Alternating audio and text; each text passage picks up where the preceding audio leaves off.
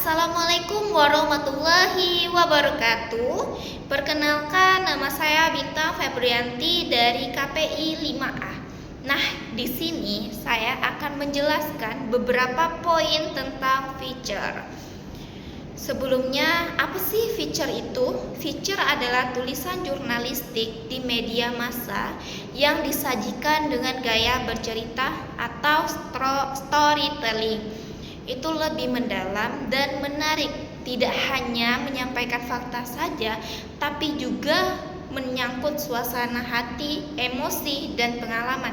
Nah, kalau berita news itu biasanya lebih to the point. Misalnya apa, siapa, kapan, di mana, kenapa, bagaimana.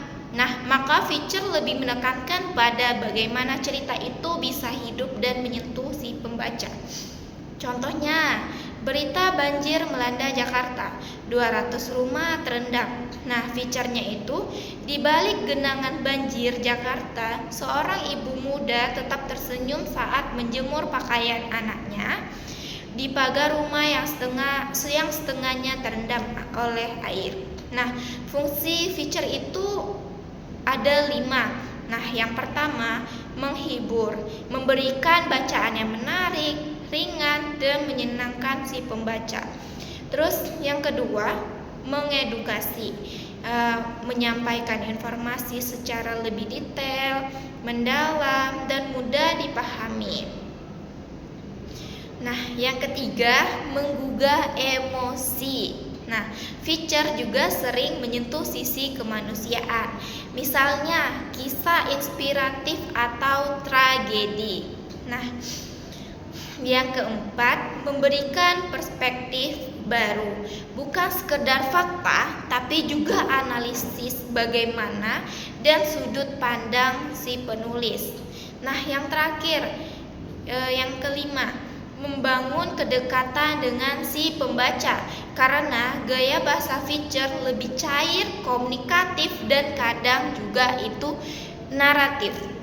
Terus apa sih tujuan feature di media massa? Nah, tujuannya itu ada yang pertama, menyampaikan informasi dengan cara yang lebih menarik dibanding strategis news atau berita biasa. Terus yang kedua, menciptakan kesan yang mendalam agar si pembaca lebih ingat dengan isi ceritanya. Terus yang ketiga, menghadirkan cerita manusiawi. Nah, sehingga pembaca merasa dekat dengan isu yang sedang dibahas.